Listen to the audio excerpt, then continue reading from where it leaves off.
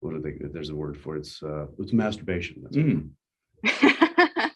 And speaking about this show, yeah, and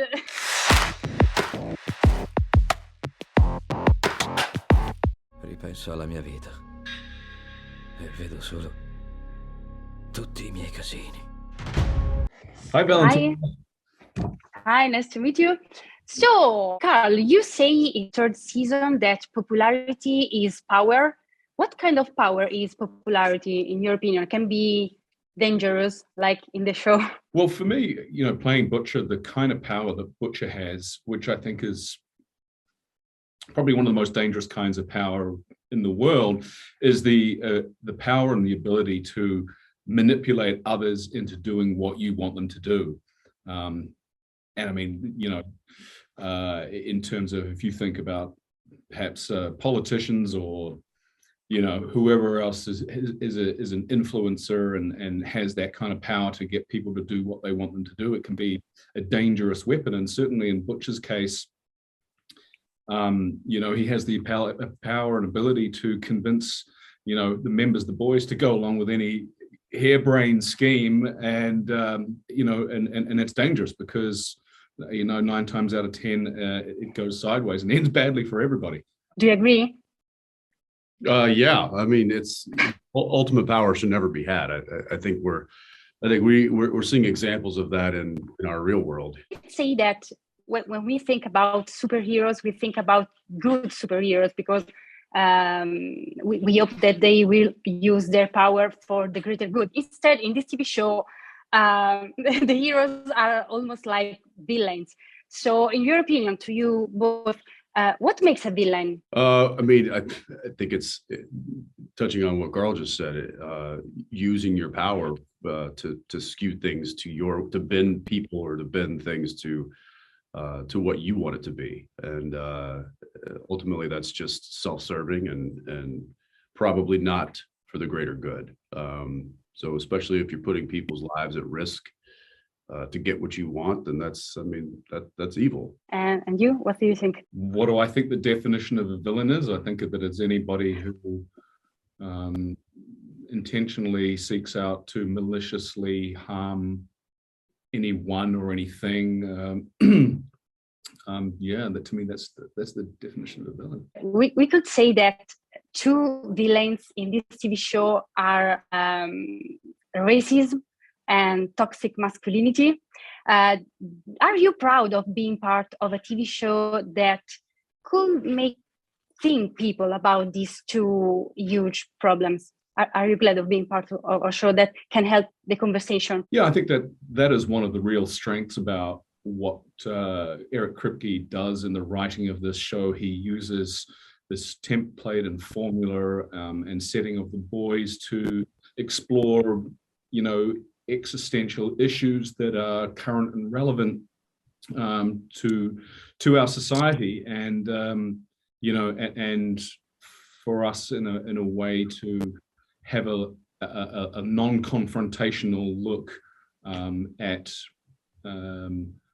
these things. And it's just a mark of great writing, and it's the same sort of mechanism thing that a writer like Gene Roddenberry was doing back in the 60s. And also, of course, because the genre is satire, it sort of taps into the zeitgeist of what's going on. Yeah, it lends itself to being a canvas to which you can talk about those kinds of things, and you can poke at those things and make not make light of them, but certainly pull the covers off of them, pull the curtain back. We see that the soups are really into self-branding. Self-branding is so used in the last few years.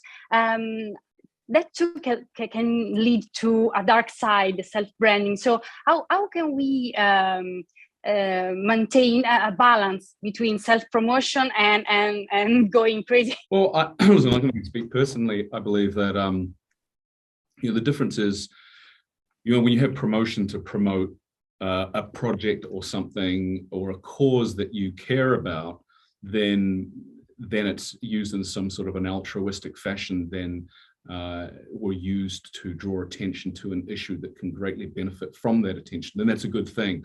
But obviously, you know, self-promotion for the sake of it is a pretty slippery slope.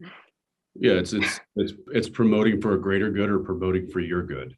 Yeah. And I think that's if you're doing things that benefit others and doing, you know, keeping up a brand or keeping up a you know, some sort of a presence to shed light on certain subjects or charitable aspirations, then that is then that's good. That's doing good, and that's, I think, the bright side of that. But when it's all self-serving, that can be a slippery slope. That can lead to a dark place. When you're the person that's just doing a disservice yourself, then it's, you know, it's just what do they? There's a word for it. It's masturbation. That's And speaking about this show, yeah, and Jensen, you had superpowers also in Dark Angel, then Supernatural, now Soldier Boy. Why you can be just a regular guy in TV shows and movies? Why are you so fascinated by extraordinary guys? Because I'm basic and normal in real life. So why would I want to play them? Why would I want? If I had the opportunity to be something super, that's what I'd want to be. Mm-hmm. You know, it's I think it's one of the reasons why I really enjoy what I do as a job. Is because I get to tell stories and I get to play in these fantastic worlds with these fantastic characters. And it is an escape from reality. I think that's a large part of why people like to watch it, and it's certainly a large part of why I enjoy doing it. You know, I respect those normal characters and those slice of life type of filmmaking, but I keep getting drawn to these kinds of worlds and these kinds of characters, and I'm totally fine with it. Speaking about genre, I really want to see The Boys musical, because we've seen that some of you can sing. So first of all, I want The Boys the musical, and then if you could choose a musical number, what would you do, both of you? What would you do in The Boys? Ooh. A musical number like from some contemporary show or musical that we've seen. Whatever you want, yeah. TikTok, Jet, a song, whatever you want. The Boys doing When You're a Jet. That's that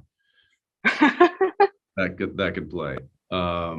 Yeah, I don't know. Kripke's always threatened a musical iteration of some sort. Yeah. In all of his shows, I think. I don't think he's ever delivered, though. Yeah, no, but he delivers in this season. There is musical component in this season. There is, which is, you know, a new, interesting, fun, dynamic addition to the show. But also, actually, Jensen does get to do a couple of musical numbers for real in the show. That's true. Mm. And you, what do you want to do? You didn't answer. I'm curious. I didn't, because I really have zero interest in doing anything musical, because if you've actually ever heard me sing, yeah, best left that one. This TV show really doesn't give so much hope, because media are corrupted, social media are corrupted, superheroes are corrupted, companies, everybody. Yeah, so can we still have hope? In who can we trust? Where's the truth? Are you just talking like existentially, like in life, who we can trust? Yeah. Yes, because you are not giving us so much hope in this TV show. In this, I think one of the great things that Kripke does is that he presents his characters with a moral dilemma, and some of the characters in the show make the right choice and are rewarded, and some of the characters make the wrong choice and are punished. And you know, in doing so, he is actually, you know, framing the moral dilemma and imparting, you know, little, I guess, lessons in life. And you know, I would strongly argue that there is hope in the show, and it's represented in all sorts of characters in all sorts of ways. And sometimes it's tiny little gestures or tiny little choices, and other times it's, you know, rather large and magnanimous. human spirit, the triumph of human spirit in the face of adversity. In the face Okay. of toxic masculinity. Yeah. And Soldier Boy speaking, yes. Okay. Thank you so much, because you are amazing. Bye. Thank you. Thank you.